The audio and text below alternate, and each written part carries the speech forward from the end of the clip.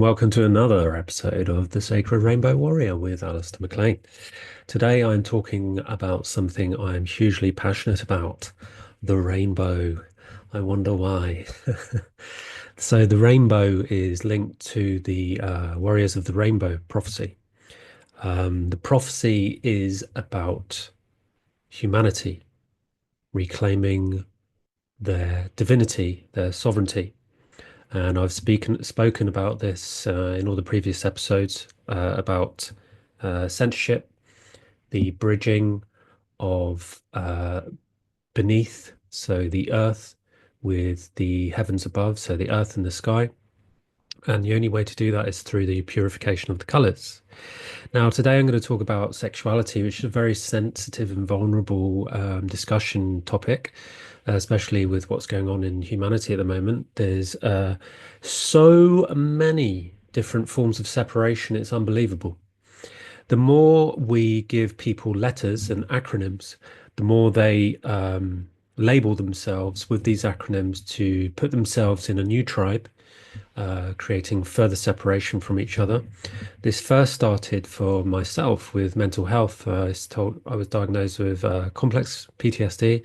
So I told myself I had PTSD, which meant I was different from people who didn't have PTSD. Same with ADHD, OCD, any letter, SAD. And now we have gender. We have different types of gender, so many that I've lost count. And they create new flags for them because tribes have flags, just like countries do. Now, I bet you never noticed that the pride flag is actually missing a color and it only has six colors. When you walk through central London and you look at the flags, I'd be sat in a restaurant and I'd be looking at the flag and I'd be like, it's missing a color. And every time I say that to someone, they're like, is it? Yes, yes, it is. Yes, it is. And what color is it missing? The most powerful color, arguably, anyway. Blue. It's missing blue. And why is that? Because blue is the purity of expression of sexuality, right? And that's no coincidence. And I almost forgot to say that I may have not noticed, but the intros to my videos used to be a lion.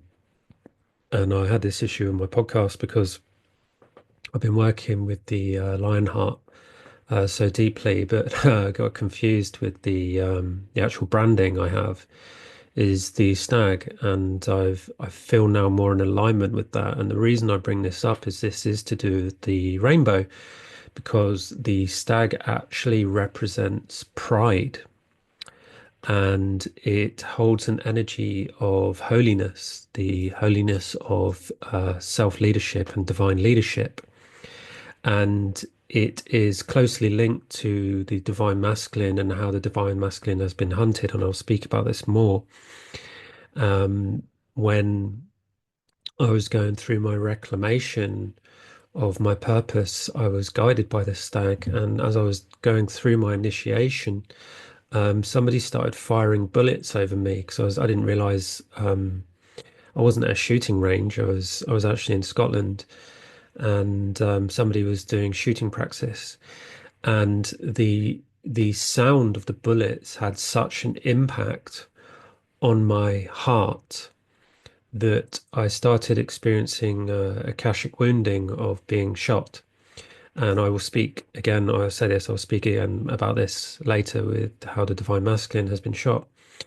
And the rainbow and the flag used for pride, and I'll speak about this later, is the purity of the stag is about having pride in your purity, in your sexuality, your self-recognition, and your self-leadership. There is power in being proud of yourself, in not being afraid to show who you are, to not be afraid to show your true colors.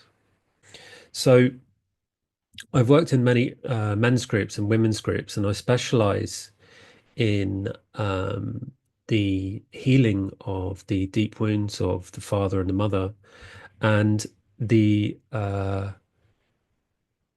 choices we make with our sexuality, whether we decide to be, for example, I'm just going to use the three that I remember, um, gay, lesbian, and bisexual.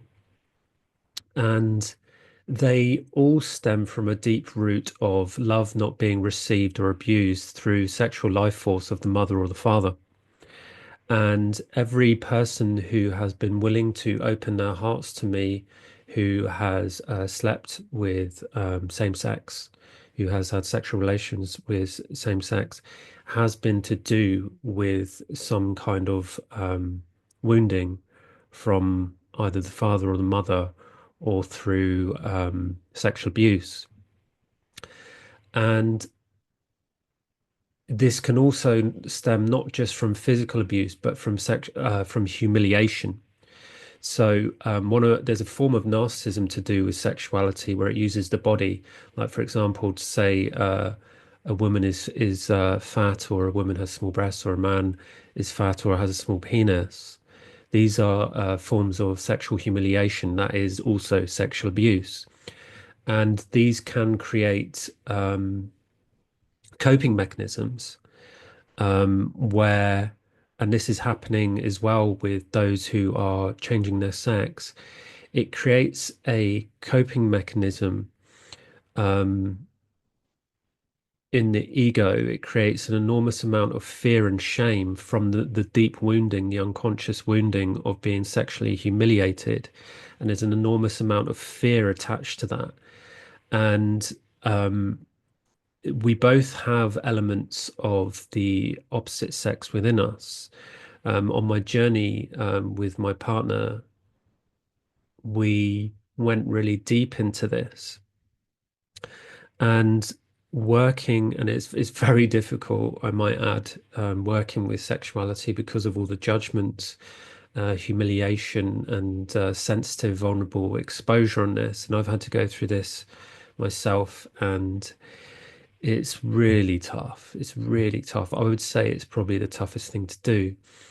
And when I started doing this work, I thought that it would all be focused around the sacral area, the chakra, but it's actually focused in the root. The father wound and the mother wound are very big wounds. I noticed on my journey that they are the biggest wounds to deal with, and they take the longest to heal because they're that big. And my mother wound was through abandonment, and my father wound was through, it's hard to say. Um, there's also some abandonment there as well, but I would say the first thing that comes up is violence. And these father-mother wounds are so big because they happen at such a young age that we are vulnerable in our sexuality. And when I use sexuality, I'm not talking about sex here. I'm talking about our life force. It's our life. That's why the root chakra, which is a representation of life, our blood, that's why it's so vulnerable. And that's why people who go on their healing journeys, they avoid the root and they go up into the mind, away from the root, because the root is the most difficult part of the body to cleanse. And the wounding, the physical wounding of the father wound, the mother wound, can show up physically with lower bad back issues. I have L4, L5 issues that I've had for a long time, and that come from the pressure of the pain that I was going through, the pressure that I was putting on my shoulders and not dealing with. And this created a collapse in my lower back and lots of inflammation. And when I was doing my healing journey, I noticed that when I was dealing with the mother wound, it would appear on the left, and when I was doing the father wound, it would appear on the right. I would get inflammation there every single time. So I found that really interesting, and I went deeper into that with my partner. And we went deeper into the energy of rape as well. And if there is not complete, how do I say this? Acknowledgement of love through making love with a woman, there is an energy of rape there. And that's a really strong word to use. But the issue with rape, and I've worked with a lot of people with who have been through that level of sexual abuse, and it's so invasive and it's so violent that it creates lower back issues, because it stores that dark energy in that in inflammation in the body. And this is just the physical part of that darkness. The emotional wounding is much greater and very deep. And that's why it's very difficult to heal the lower back and to heal the spine because of the inflammation. Now, if the root hasn't been cleansed, then there is a root of avoidance. Um, and that root of avoidance turns into lust because like when I work with animal wisdom, I also work with the colors and the chakras, which are linked to the colors. And a lot of people say have ideas based on old wisdom and old scripts of what the chakras represent. And I'm not saying they're incorrect. They're not. They're not incorrect. But there is an updated, higher level version because there is higher consciousness coming in. And the root is a representation of the lust for life, but that gets perverted into lust, the lust for sex, because sexual energy can be perverted. Life force energy is perverted. And this links back to my previous video about religion and the church and how the perversion of life force is used to be fed upon. And this is why the sexual relations between men and women and same sex are based on lust more often than the purity of love, because I'm talking about sacred sexuality here. I'm not talking about relationships and the loving connection that we have. I'm talking about sex, sacred sexuality. And there aren't many people in the world who hold that level of wisdom because it requires priestess work. And my partner happens to be a priestess of sacred sexuality, and I didn't know anything about that until I met her. So I went deep into it, and it was terrifying. It's terrifying, and but also incredible, incredibly awakening, and it brought me back to my true nature. My first experience of sacred sexuality, I was actually went to a Tantra group in Holland, and I was really against the idea of Tantra, and I certainly wasn't going to get naked in the front of a bunch of people. But in Holland, they seem to do that like it's our English cup of tea.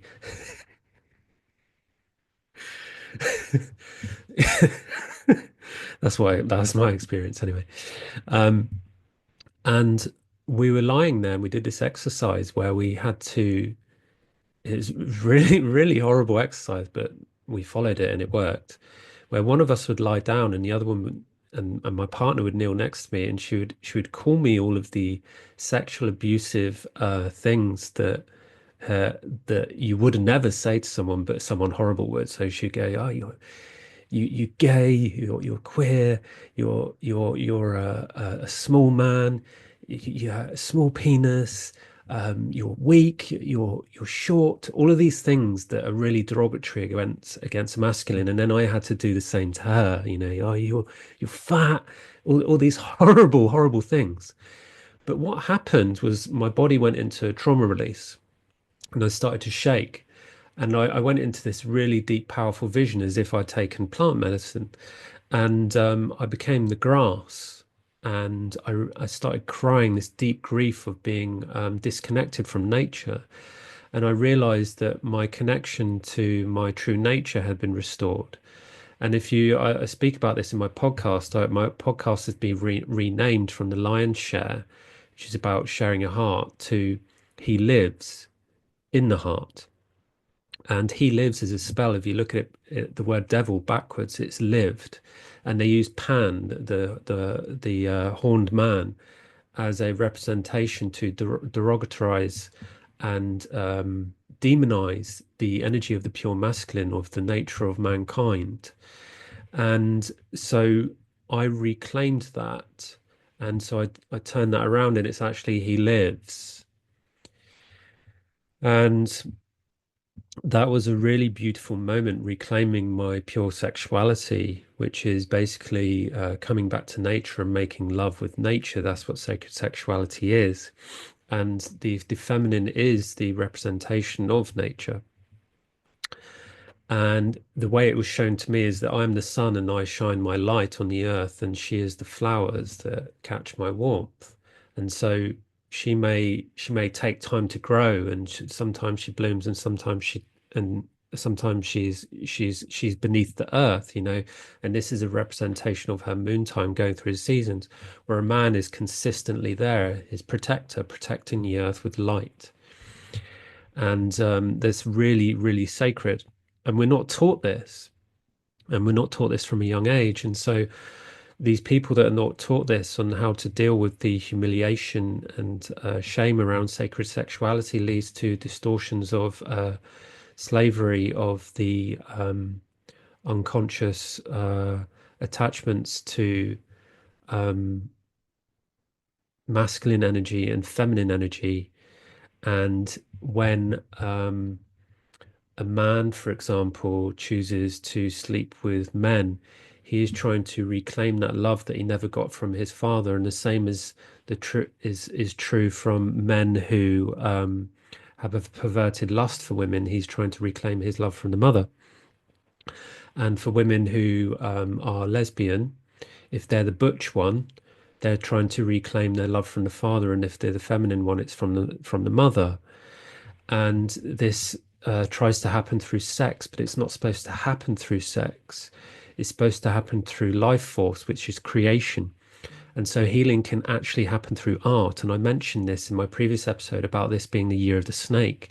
And the snake is a representation of art. You look at how the Aborigines drew, they drew the snake, an ancient painting. And it is a representation of art and transmutation. And if you Google rainbow snake, the Aboriginal art, one of the most ancient forms of shamanism, you'll see that the rainbow snake is about the Kundalini energy, the 33 vertebrae, the energy that goes from the lower chakras upwards. And again, this is another form of connection from earth and sky, heaven and earth. And it's about the prophecy, the Ark of the Covenant, Noah's Ark, through animal wisdom. That's what I do. The Ark is the rainbow arc, right? But in divine union, you have an upper arc, which is the bright colors of the masculine, and beneath you have the deep, darker colors of the feminine. You put them together and you get a rainbow donut. And the rainbow donut is the portal to harmony and love and divine union. And this is what me and my partner have been doing, and it's really, really pioneering and incredible. And I'm trying to write this and get these books out there, but I'm starting with sharing my voice on here to get all this information out there. So please bear with me. So the prophecy of the rainbow warriors is to be brave enough and courageous enough to tackle these fears and these acknowledgements of shame and humiliation of our sexuality, of what we've had to go through, and the choices we've had to make. And yeah, we can talk about the toxic patriarchy, but there's also, I don't mention this very often, but the toxic matriarchy has an energy of guilt and passive aggression and what's the word? Self-righteousness.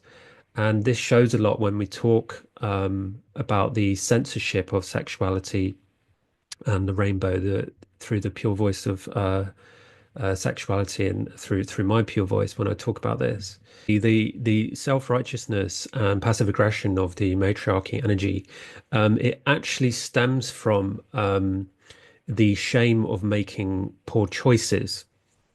So if you think about it, right, this is why it's so triggering and why this is such a controversial topic.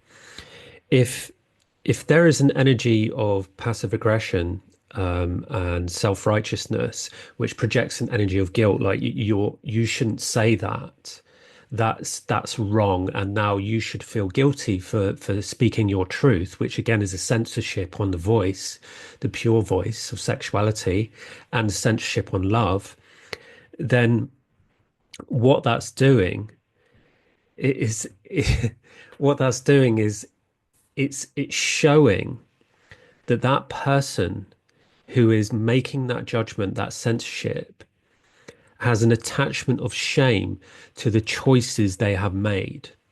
Now, this is very vulnerable topic and sensitive topic because if, for example, and I've met people that have been through this, if I had decided to sleep with men due to a abusive father who did not love me for who I was, and I then realized that, and I went into healing that, and I realized actually, oh no, I'm I'm not attracted to men. It was my wounding that was trying to show me that. That could, not often, but that could bring up an enormous amount of self-blame.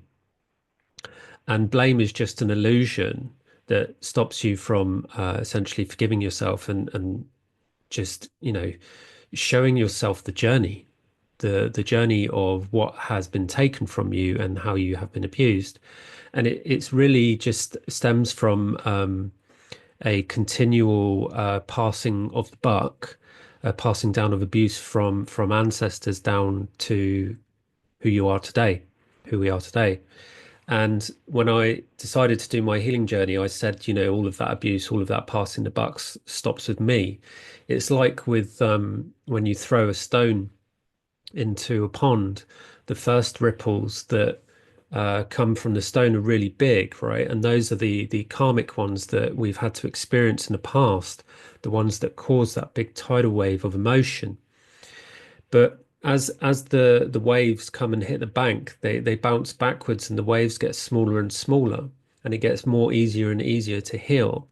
But we are the beach saying no, no, this stops, and the ripple stops, and then when the water stills, that's peace, and that's peace within, and that's how purification works. And I'm not saying there's anything wrong because there's no such thing as right or wrong. There's nothing wrong with being gay, lesbian, bisexual, or all the other um, different labels, which again I'm saying are forms of separation that try to determine what tribe we sit in and who we are to identify ourselves. It's really a path away from the soul. It's really a path away from divine union because unfortunately, and a lot of people find this difficult to hear, a divine union requires keys and codes of purification, and they can only be held in the opposite sex. And I've actually had debates with people on this, and it's not something that I'm what's the word, dictating or preaching. It's just the way it is. It's just how it comes through in the spiritual medicine. I never thought I didn't know anything about it until I went through it myself. I had to learn straight direct from spirit. And so when I saw that when I met my twin flame and realized that she was holding a piece of my heart from a previous lifetime, the same was true from me to her. We were holding the keys so that when we met, we would be able to exchange them. But you can only do that when you meet. And there's a lot of illumination coming that's going to highlight this. It's already highlighting it and it's already started, but it's going to get more and more difficult. And for those who aren't going to confront their shame, it's going to build up and build up. And that's when society is going to really, you know, stuff's really going to hit the fan. And what's coming is there's a mixture, it depends on how you see it, but there's, yeah, I think that's a video for another time. But I really love everyone. I want to say that I don't hold any prejudice against people who are just doing their best. Because just like I did, I made huge mistakes in my own life. Everyone does. It's how we learn. And I don't have uh, judgments against somebody who makes their own choices for their own life. There's absolutely nothing wrong with that. I'm just pointing out what I learned on my journey to help people understand the truth of what is being censored and hidden from us. And the more it is censored and hidden, the more it creates an inner war. And it's so within, so without. This is why we have war, because of the war within. And the different colors of the rainbow are the different aspects of our life. Red is life. It is the launch into life. But our life has been taken from us, our life force, and it's been distorted and humiliated. And so going inside and purifying that is extraordinarily difficult and time consuming. And and that's just one chakra. Purifying the voice. Wow, that's something. Wow, because that comes from the root. When you work through the rainbow, it's not always in order of the colors. It's not logical. It's actually red, blue, then orange. And they actually combine with each other as well. And there's actually the chakras outside of the body as well, which are extremely important.